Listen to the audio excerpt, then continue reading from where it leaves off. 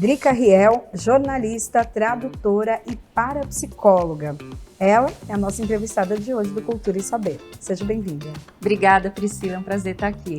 Prazer é nosso. Para começar, o que é parapsicóloga? Olha só, né? A parapsicologia, ela trabalha com além dos 5 sentidos. São as percepções extrasensoriais. Então, nos meus atendimentos, eu uso tanto bases da psicanálise quanto também da parapsicologia, que são os 5 sentidos sublimados: o tato, a audição, né, o olfato, a visão, todos esses sentidos num plano superior de percepção. Vamos falar um pouquinho, então, dos trabalhos que você tem, os seus livros. Conta um pouquinho para a gente a história deles e também o que te motivou. Qual foi o primeiro? O primeiro foi o livro Secreto do Amor. Eu decidi que eu ia fazer um guia para ajudar as pessoas, porque nem todo mundo tem acesso aos atendimentos, né? Então eu falei, como é que eu posso escrever alguma coisa que pudesse ajudar as pessoas no dia a dia? E nos meus atendimentos, a maior sofrimento, a maior reclamação é sobre o amor, sobre relacionamentos. Sejam relacionamentos amorosos, familiares, irmãos. Então eu disse, vamos escrever um livro de como atrair ou esquecer um grande amor. Depois que o livro ficou pronto, Priscila, que eu entendi que não era só para casais, né? Porque esse processo de atração e resolução de problemas afetivos vale para todo mundo. Então, eu pensei, vamos fazer as duas partes. A primeira é como atrair, encontrar um grande amor, porque na verdade ninguém procura, né, um encontro de almas. E a segunda parte, como esquecer, como desapegar, superar uma grande dor, seja de uma perda afetiva, uma perda realmente de um familiar, alguém que deixou você e se afastou, não no sentido de falecer, mas no sentido de pessoas que se afastam da sua vida, que eu acho que acontece todos os dias e dói demais. Dá um spoiler pra gente aí, principalmente, né, como então atrair também depois deixar embora. Então, é um processo muito grande, como eu disse, é uma procura, né? Não é uma procura, desculpa, é um encontro. E nesse encontro, se você não se conhece muito bem, você não sabe o que você está procurando. Então, o primeiro passo é entender o que você está buscando. Quem é você? O que você tem para oferecer para o outro? Quais são as suas maiores virtudes? Né, na hora da conversa também, porque essa troca é muito importante, e o que a outra pessoa também tem para te oferecer naquilo que você tem num ranking de importância de valores. E eu percebi que as pessoas não conseguem decifrar isso. Numa consulta eu pergunto isso logo nos primeiros minutos e a maioria das pessoas não consegue descrever o que elas procuram.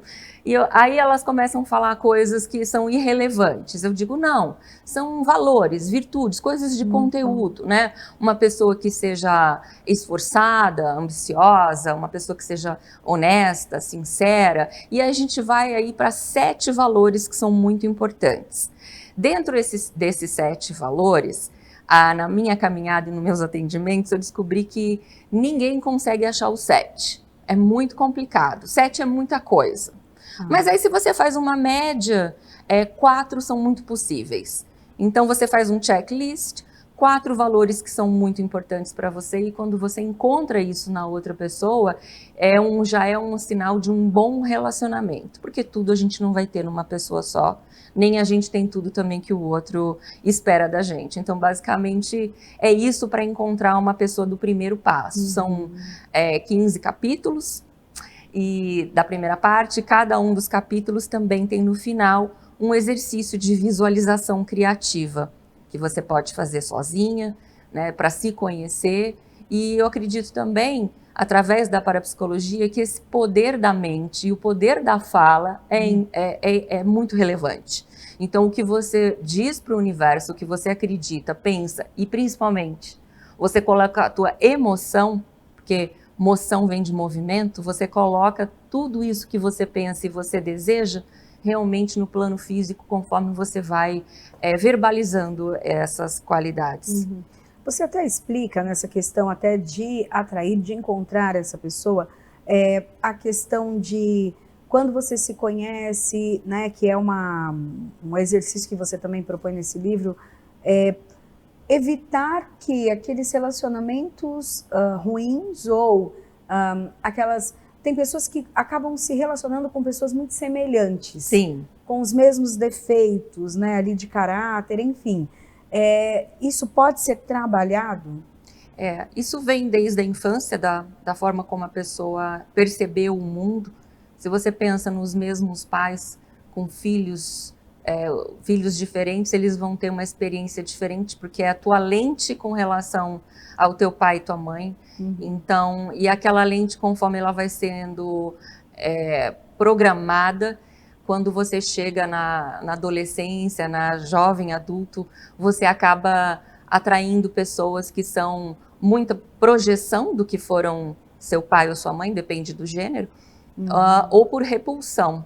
Então, ou você projeta aquelas qualidades que você valoriza, ou você não gosta de jeito nenhum, e acaba atraindo exatamente por repulsão. Então, isso é tratado na terapia a partir do momento que a pessoa tem consciência disso, reconhece isso no outro, ela pode fazer escolhas. Porque eu digo, os seus familiares você não escolhe, mas a pessoa com quem você se relaciona, você pode dizer, não, eu não quero, né? E desocupa aquele banco. É muito importante desocupar o banco, porque muita gente que insiste no mesmo erro e acha que vai encontrar uma outra pessoa estando com o coração ocupado. Às vezes acontece, mas não é uma relação muito saudável. O interessante é que você diga não, porque aquilo que eu disse para o universo, o que você fala tem muito poder. E quando você diz para o universo, eu não aceito isso, o universo passa a te trazer pessoas diferentes. Mas existe, da mesma forma que eu disse sobre os valores do que você tem para oferecer e o que você busca no outro, também tem as coisas que você não aceita. Isso faz parte da segunda parte do livro. Né? E o que é que você não aceita numa relação? O que é proibido para você? Eu não aceito mentira. O que é mentira? É omissão? É mentira de fato? Existe mentira branca, mentira preta? Né? Ou a mentira é mentira?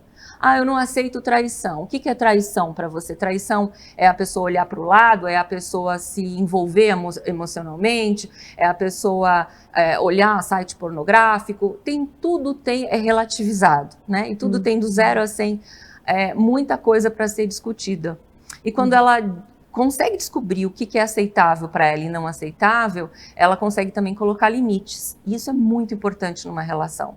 Porque muito se fala de amor incondicional. Aí fala, não, amor incondicional entre homem e mulher, entre pessoas amorosamente se relacionando é impossível. Eu acho meio complicado também. Às vezes, nem de mãe para filho o amor é incondicional. Né?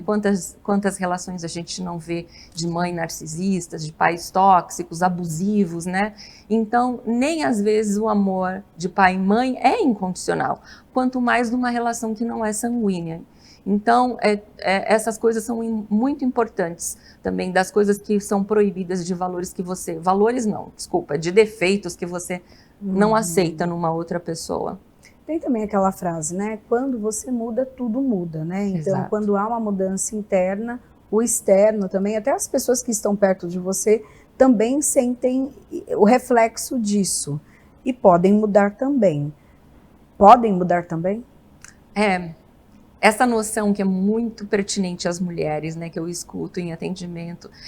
Mas meu marido, meu namorado vai mudar. Ninguém muda ninguém.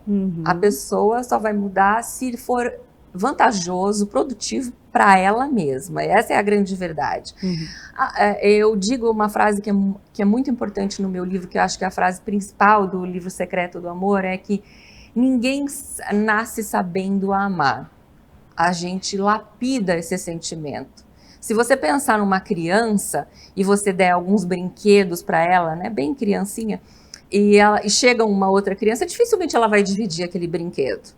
A tendência dela é pegar o brinquedo, esse brinquedo é meu, não é?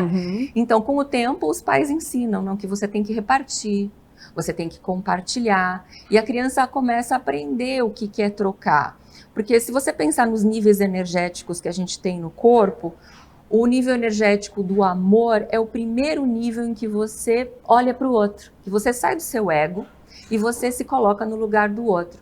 Então, o amar é dar espaço para outra pessoa entrar na sua vida. Então, o amar é um sentimento que precisa ser lapidado. Não sei se eu respondi tua pergunta, eu fugi para um outro lado. Mas é isso, eu sinto que o amor é um sentimento que precisa ser lapidado. Aí vamos para a segunda parte, então, né? Vamos. Porque tem várias pessoas que agora ficaram curiosas, como também se desligar dos relacionamentos, porque racionalmente podem falar, não quero mais e tomar uma atitude, mas e o sentimento que fica? Como quebrar esse laço aí? Agora eu vou mudar para o outro gênero, o masculino, um pouco para falar. As mulheres se apaixonam mais rapidamente, porque elas são seres uterinas, afetivas, com muita compaixão. A mulher consegue se colocar no lugar do outro com mais facilidade, sem generalizar. Mas é assim, porque a natureza dela é feminina, né? Então ela tá aqui, tá cozinhando, escuta que o bebê tá chorando, não tá. No processo de desapegar, eu sinto que para o homem é mais difícil do que para a mulher. Ele finge que ele desapegou, então ele sai com os amigos, ele foge. Ele arruma uma válvula de escape, porque quando o homem se apaixona, diferentemente da mulher, ele escolhe aquela pessoa que ele acha que é a perfeita. A mulher, ela encaixa o homem naqueles valores que eu te disse. O homem não, ele tem mais aquela coisa do encantamento. Então, são poucas as vezes que o homem se apaixona na vida, e quando ele se apaixona, ele acredita que ela é muito especial. Então, nesse processo de desapego, o homem vai para o fundo do poço mesmo. A mulher, ela chora um mês, ela chora 2, ela chora 3, aí ela ressuscita. O homem, ele finge, ele bota para debaixo do tapete, ele finge que tá tudo bem, ele coloca a outra no lugar, ele arruma outras, ele sai com os amigos, ele bebe, mas na hora que bate aquela tristeza é muito grande mesmo. Nesse processo do desapego, vale também aquela coisa da balança, de você, com o passar do tempo, o ser humano ele tem a tendência a esquecer as coisas ruins e começar a lembrar mais do que era bom. Percebe? É um mecanismo de defesa, darwiniano da gente mesmo, que se a gente fosse sempre lembrar das coisas ruins, a gente entrava num buraco. Então, nós temos tendência a esquecer as coisas ruins e começar a lembrar só das boas. Então, é interessante, na hora que termina um relacionamento, você escrever realmente quais foram os motivos, quais foram os defeitos, o que foi que eu não aceitei, para que aquilo, daqui passado alguns meses, você não caia naquela cilada, né? Oi, sumido, né? De mandar a mensagem de madrugada que chegou da balada e tá com saudade do ex. Vamos lembrar o que realmente, qual foi a causa da pessoa, desse rompimento, do que causou esse rompimento, para que você não esqueça das coisas ruins. Esse é o primeiro passo. Mas depois existem outras fórmulas bem interessantes que a gente pode usar para o desapego. Isso vale também para relacionamento com amizade, né? Nossa, demais, demais. Às vezes as amizades doem até mais que os amores, porque no amor afetivo, né, num casal, as pessoas até esperam, de repente, serem traídas ou que aconteça alguma coisa assim, a gente põe um pé no freio. Na amizade a gente se entrega, a gente fala, a gente confessa, aquele melhor amigo que é pau para toda obra, que é aquele que sabe de coisas que nem tua família sabe. Então, quando acontece esse rompimento na amizade, isso é muito dolorido. Eu passei algumas coisas nesse gênero na vida e é muito decepcionante, é muito triste mesmo. E isso vai muito de como a pessoa reage, né? Existem 4 tipos de temperamento. A pessoa que é mais, uma energia mais do fogo, ela é mais temperamental, ela é mais colérica, mais dramática. E existem pessoas que têm uma energia um pouco mais racional, que são mais frias para lidar com isso, né? Então aí elas levam vantagem também nessa racionalização, nesse processo de separação e desapego.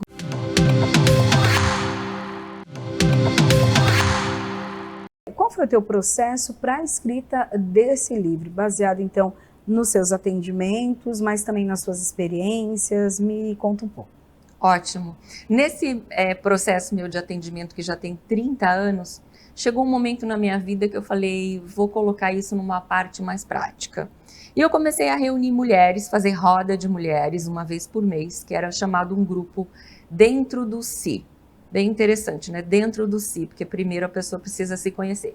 E essas mulheres se reuniam para contar, fazer relatos do que aconteciam com elas nesse processo de relacionamento. Tanto mulheres que estavam solteiras, pessoas que estavam namorando e pessoas que já estavam casadas há muito tempo e não conseguia fazer sabiam que não estava dando certo, mas por conta de N fatores, né, trabalho, filhos, não conseguiam resolver a sua situação. Então esse grupo dentro do Si foi um grande laboratório para mim, uma grande troca para mim de informações para escrever o livro. Nesse livro eu coloquei experiências minhas de vida, porque eu acredito assim, que não adianta nada você ter toda a teoria, você ter estudado, se você não tem a troca e você não tem o aprendizado. Eu não posso falar do que eu não vivi. E durante a vida eu tive vários relacionamentos, relacionamentos muito positivos e relacionamentos catastróficos, né? Mas uma das frases do livro que eu gosto muito é assim, que é uma frase emblemática para mim. Eu acho que um grande amigo pode sempre se tornar um grande amor.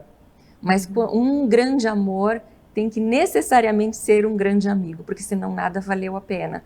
É muito ruim você ter uma relação muito longa, muito íntima, afetiva com uma pessoa que depois que termina, passado um tempo, logicamente, porque na hora que termina você quer uma distância, você precisa elaborar essa perda, mas depois que passa, é muito triste saber de relações que a pessoa nunca mais se encontrou, que não pode perguntar, oi, como é que você tá? Feliz aniversário, como é que tá tua mãe? Porque se você pensar, às vezes 10, 15 anos de um relacionamento que você não sobrou nada, é muito triste. É triste para tua alma, né? Que você não se alimentou daquele relacionamento, não ficou nada a não ser o seu aprendizado. Então eu acho que isso é muito legal. Então o grupo dentro do Si foi o primeiro passo para isso. O segundo foi meu aprendizado de muitos relacionamentos de diferentes tipos na vida.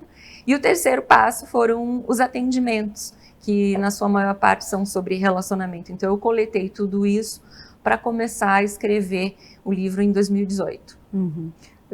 Falam, né? O ser humano é muito complicado. Ele é complicado ou as pessoas não se conhecem? Acho por que isso que se tornam complicadas. Eu acho que as duas coisas, né? Eu falo que o amor é só 1/12 de uma pizza. Eu sei que a pizza tem 8 pedaços, 8 pedaços. A minha tem 12. Eu falo que a minha pizza tem 12.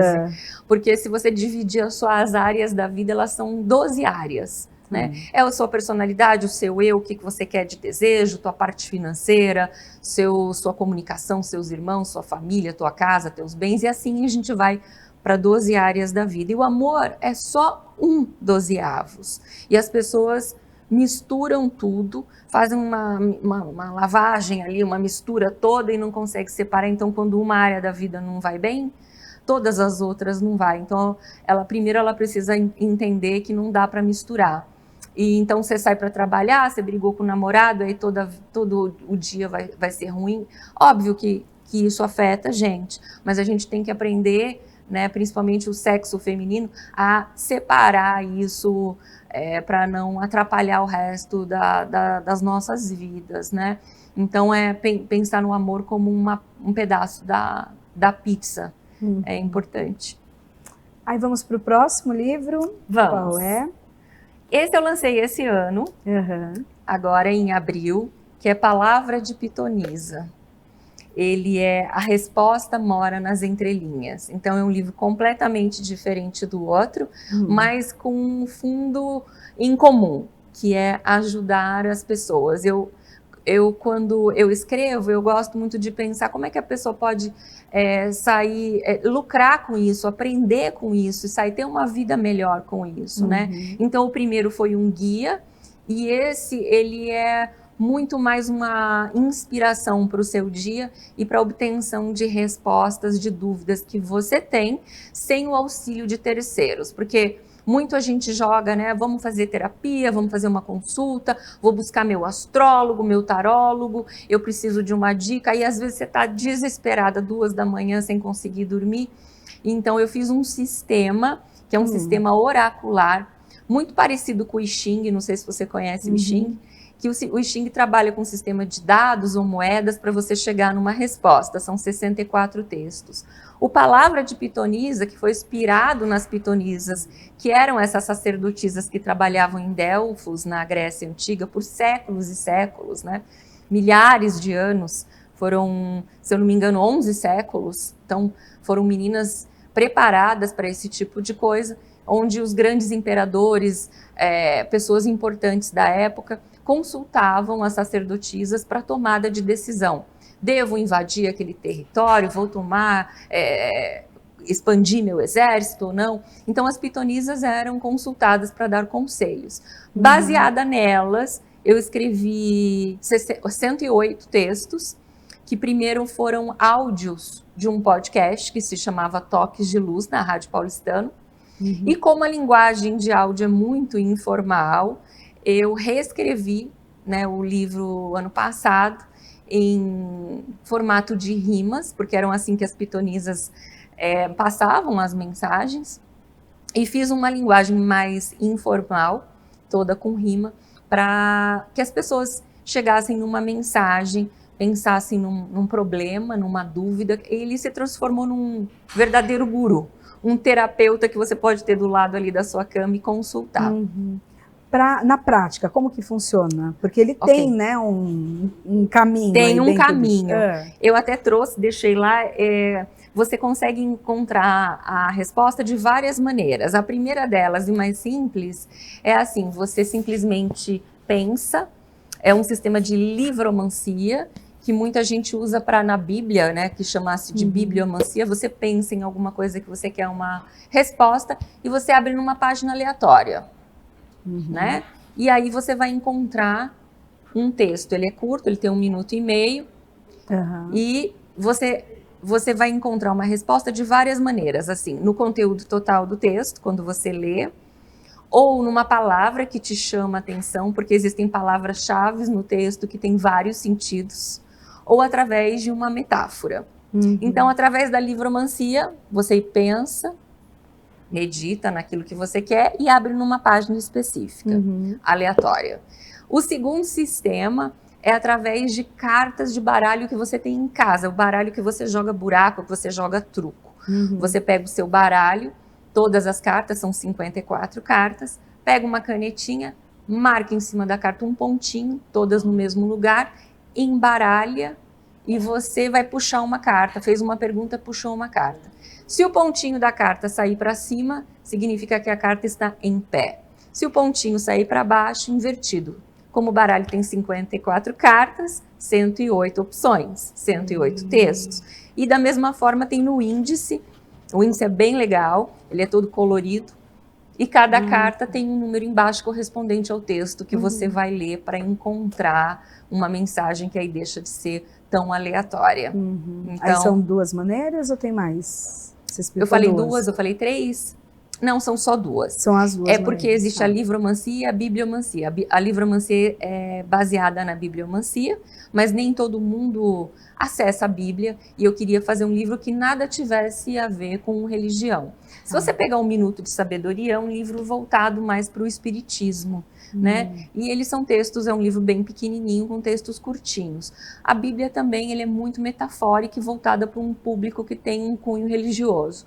A palavra de pitonisa, não. Ele não tem dogmas, não tem religião, é simplesmente um livro inspiracional, oracular, um guru particular que você pode consultar no seu dia a dia. Esse deu trabalho para escrever, viu, Priscila? Isso que eu ia te perguntar, no que você baseou? Em estudos ou também na sua experiência, na sua individualidade? Como que foi? Esse começou em 2000, ele começou antes do outro, porque esse começou em 2018. Esse começou em 2017, mas ele era um programa semanal para um podcast da rádio, que foi baseado na jornalista Mirna Grisich, que era da Rádio Eldorado, na década de 80, e o programa dela chamava-se Programa da Nova Era. Eu não escutei o programa, nunca escutei. Não vou falar que é da minha época, porque eu estaria mentindo, mas não era uma coisa que eu escutava na época. Depois eu fui morar nos Estados Unidos também, eu não tive acesso a esse programa.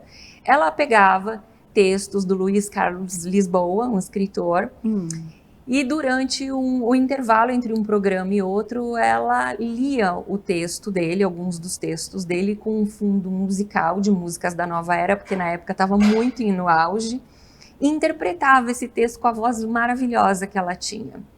Quando eu fui convidada a fazer um programa na rádio, eu falei, o que eu vou fazer, né? E aí um amigo meu me mostrou esse programa, falou, Drica, você já escutou isso aqui? É a tua cara. Aí eu falei, não, e não tinha disponível nas redes sociais, em nada, por direitos autorais, ela já acho que tinha falecido, e de repente os familiares tiraram.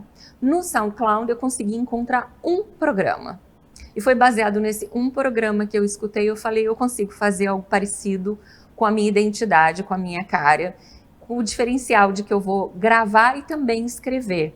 Eu venho de avô jornalista, né, meu avô era historiador e jornalista, e quando eu tinha 17 anos, eu falei, ô vô, eu vou fazer jornalismo. Ele falou, não faz isso, minha filha. Não faz isso, você não vai se dar bem com isso. Eu conheço tua personalidade, você é uma ariana, líder, e não vai dar certo. E eu amo escrever. Com 12 anos ele já colocava, meu avô do interior, é de Bauru, foi fundador do Jornal da Cidade, e ele colocava minhas poesias, já com 12 anos ele colocava minhas poesias no jornal. Eu sempre fui louca por escrever, adoro escrever, adoro ler. Então eu venho de uma família de que assim, se eu perguntasse alguma coisa, o que significa isso para minha mãe, meu pai, meu avô, não, vai lá e busca no dicionário. Então, eu sei que essa geração hoje é toda cibernética, né? Não tem contato com o livro, mas eu não consigo. Eu preciso tocar, e o meu processo de escrita é toda no papel. Eu preciso do papel para escrever. Então, todo domingo, eu escrevia esses textos do Toque de Luz, gravava e colocava uma música que eu escolhia, que é uma música de alta frequência. E esses programas, o Toque de Luz era passado entre um intervalo, como era o da Mina Griset, entre um programa e outro. Nessa coletânea, desde 2017, o ano passado, quando eu dei por mim, eu tinha 108 textos prontos. Eu falei, eu preciso fazer alguma coisa com isso. E foi aí, em agosto do ano passado, que eu peguei em 2 meses e tirei para reescrever o livro. E nesse inteirinho foi isso que aconteceu. As palavras foram modificadas, elas vinham muito em rimas. E às vezes eu ouvia palavras e eu falava, essa palavra aparecia na minha mente como uma luz. Às vezes eu não sabia ao certo o que ela significava no contexto da metáfora. E eu ia procurar no dicionário e falava, meu Deus, ela tem vários sentidos. E foi assim que esse livro saiu, muito, muito especial. Qual o feedback que você tem deles, dos seus livros? Olha, eu sei que leitura hoje em dia para um nicho específico, né? E o primeiro livro, O Livro Secreto do Amor, eu coloquei no contrato, seja por bem ou por mal, eu ainda não sei, mas eu proibi que ele fosse digitalizado. Então, porque ele é um livro, para mim, entre aspas, mágico, porque os exercícios dele, deixa eu pegar um aqui para te mostrar. Cada capítulo ele tem uma página que são os exercícios. E eu pensei, quando eu fiz, eu não quero que esses exercícios sejam... quando você digitaliza ou coloca um livro online, ele chega em públicos que às vezes não é o público certo para você ler. Então, o meu intuito não é que o livro seja um best-seller. Lógico que quando você escreve, você quer que seu livro seja lido, mas nesse primeiro livro, o meu objetivo era assim, eu quero que o livro chegue no público certo. Então, eu astralmente concebi esse livro com essa intenção, de que ele ia chegar nas pessoas que precisavam ser ajudadas em termos de relacionamento. O segundo já foi diferente, o desse ano está liberado, eu não sei ainda como é que o editor vai fazer, porque eu acabei de lançar, né, ele já está disponível nas plataformas para ser consumido, e no futuro ele vai ser sim formato digital, onde que a pessoa pode... Mas eu acho que ela perde muito, Priscila. Porque como o segundo livro também é feito de uma forma como se fosse uma consulta oracular, é interessante que você tenha ele do lado da sua cama para você meditar sobre o que você quer e abrir e falar. Quando eu escrevi para a rádio, eu recebi muito feedback em rede social, né? Porque ele foi para essas plataformas de áudio e as pessoas mandavam mensagem para mim e falavam assim, nossa, era exatamente isso que eu precisava ouvir hoje. E eu comecei a disparar para os meus clientes, né, nessas listinhas de disparo. Então, eu também comecei a disparar para os clientes e eles falavam a mesma coisa. Era exatamente aquilo que eu precisava ouvir hoje. E foi por isso que a editora também se interessou e falei, vamos fazer o Xing da nova era. Bom, eu conversei com a Drica Riel, né? Falou com a gente então desses 2 livros que guardam segredos, mas que podem ser revelados, né? Muito obrigada pela sua participação. Eu que agradeço, Priscila. Obrigada a todo mundo. Obrigada.